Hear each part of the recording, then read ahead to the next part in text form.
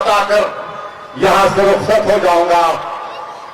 तेजस्वी यादव गठबंधन में हमने कोशिश की, नहीं हुआ, कोई परवाह नहीं, क्योंकि हमको साथ नहीं मिला, मगर हमको साथ अल्लाह का था और रहेगा इंशाअल्लाह ताला। अल्लाह हमारे लिए काफी है और रहेगा। मगर तेजस्वी ने जिससे गठबंधन किया, वीआईपी मल्ला पार्टी, उसने तेजस्वी के साथ में बैठकर कहा कि हम, अगर हमारा सत्ता हमको मिलेगा तो वीआईपी का उप मुख्यमंत्री बनेगा। मैं सीमांचल की जनता को बता रहा हूं, मैं किशनगंज की जनता को बता रहा हूं, मैं पोठिया की गयूर अवाम को एक लम्हे फिक्र दे रहा हूं कि जो बिहार के आबादी में जिसका तनासुब 3-3.5% है, वो ये कह रहा है कि मल्लाह का बेटा उप मुख्यमंत्री बनेगा, तो क्या 17% जनता खामोश बैठेगी? क्या कोई 17% खामोश बैठेंगे? मेरे दोस्त, मेरे भाई, मेरे बुजुर्ग, अल्पसंख्यक समाज 17% है। मैं सलाम करता हूं वीआईपी के नेता की बहादुरी को कि उन्होंने अपने समाज के इत्तेहाद पर भरोसा करके ऐलान कर दिया। और अवैसी तुम्हारी लड़ाई लड़ रहा है, मजलिस तुम्हारे इंसाफ की लड़ाई लड़ रही है। 17% के लोग क्या करेंगे? अगर मल्ला का बेटा उप मुख्यमंत्री बनेगा तो क्या मोहम्मद का बेटा मुख्यमंत्री नहीं बन सकता? बताओ गोटिया की जनता। क्या अबू बकर, उमर, अली और उस्मान का बेटा मुख्यमंत्री नहीं बन सकता? बताओ सीमांचल की जनता। क्या फातिमा का बेटा मुख्यमंत्री नहीं बन सकता? बन सकता है, बशर्ते कि तुम अपनी ताकत को महसूस करो।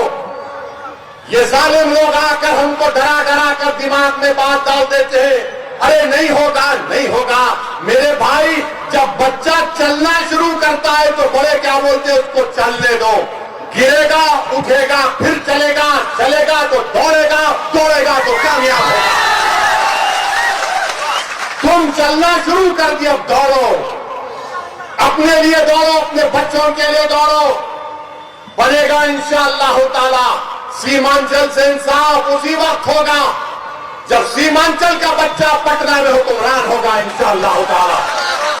मैं जानता हूं कि अभी मैं सुन रहा था, हमारे शम्स आगाज ने अपनी तकरीर में कहा कि कांग्रेस के मन से मजलिस इत्तेहादुल मुस्लिमीन के लोगों को, अरकान को धमकी दी जा रही है।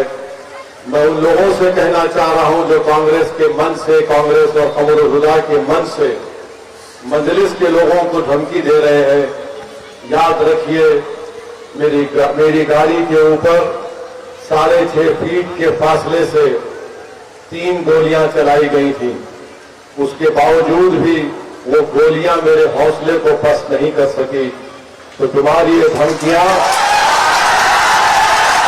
और तुम्हारी ये फिजूली बातें तुम किसी और के सामने जाकर बोलो।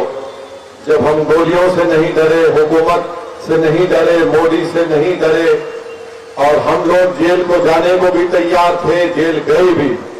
और सुन लो धमकी देने वालों, मैं सीमांचल की जनता के लिए मरने को तैयार हूं। क्या तुम तैयार हो?